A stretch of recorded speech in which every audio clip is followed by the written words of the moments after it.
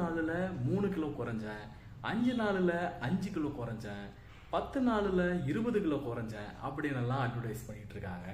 But actually அது வந்து ஒரு வெயிட் லாஸ் கிடையாது. அதுக்கு பாடிக்கு பின்னாடி இருக்க சயின்ஸ் நம்ம தெரிஞ்சுக்கணும். நம்ம உடம்புல முக்கியமாக 3 எலிமெண்ட்ஸ் இருக்குது நம்ம கண்ட்ரோல் பண்ணக்கூடியது. அது என்ன அப்படின்னு பார்த்தீங்கன்னா, ஒன்று வாட்டர் தண்ணி, ரெண்டாவது ஃபேட் கொழுப்பு, மூணாவது மசில் நம்மளுடைய அந்த தசை. சரிங்களா? ஸோ ஃபஸ்ட்டு நீங்கள் கார்பை விட்டுட்டு ஒர்க் அவுட் பண்ண ஸ்டார்ட் பண்ண உடனே என்ன உங்கள் பாடியிலேருந்து வெளியிலேறும் அப்படின்னு பார்த்தீங்கன்னா வாட்டர்.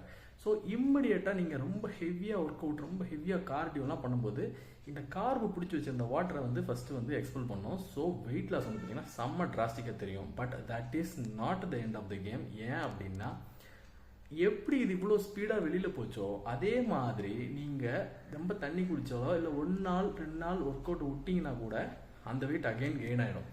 ஸோ நம்ம டார்கெட் பண்ண வேண்டியது தண்ணியை இல்லை, கொழுப்பை. ஸோ கார்டியோ பண்ணிகிட்டே இருந்தால் எனக்கு வெயிட் லாஸ் ஆயிருமா அப்படின்னா, கார்டியோ பண்ணணும். பட் நீங்கள் வந்து பார்த்தீங்கன்னா சரியான அளவில் அந்த மசிலை ரிப்பேர் பண்ணக்கூடிய அளவுக்கு ப்ரோட்டீனும் சாப்பிட்ணும். அப்படி இல்லைன்னா இந்த டேமேஜ் ஆன மசில் மூலமாக எனர்ஜி வந்து பாடி எடுத்துக்கும்.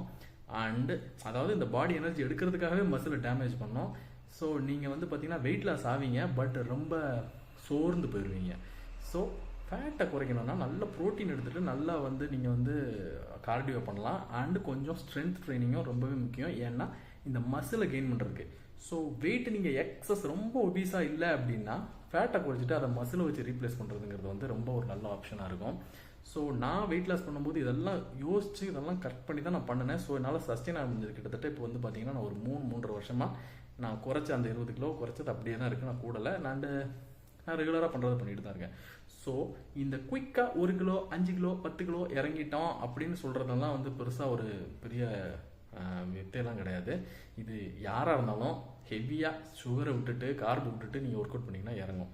அண்டு நான் ஏதாவது கூட்டிகிட்டு இருக்கேன் அப்படின்னா இப்போ தான் நானும் ஒர்க் அவுட் பண்ணிட்டு வந்தேன். ஸோ இந்த வீடியோ வந்து இன்ஸ்டாகிராமில் பார்த்தேன். ஸோ உடனடியாக வந்து இதை அட்ரஸ் பண்ணணும்னு தோணுச்சு. ஸோ நம்ம டார்கெட் பண்ண வேண்டியது தண்ணியவோ தசையவோ இல்லை, கொழுப்பை. அண்ட் தசையும் டார்கெட் பண்ணணும் இன்க்ரீஸ் பண்ணுறதுக்கு, கொழுப்பை டிக்ரீஸ் பண்ணுறதுக்கு. இன்னொரு சூப்பரான வீடியோட வந்து உங்களை சந்திக்கிறேன். நான் உங்கள் ஜேபி. அண்ட் இதுவும் பலவன் பார்வையிலேருந்து.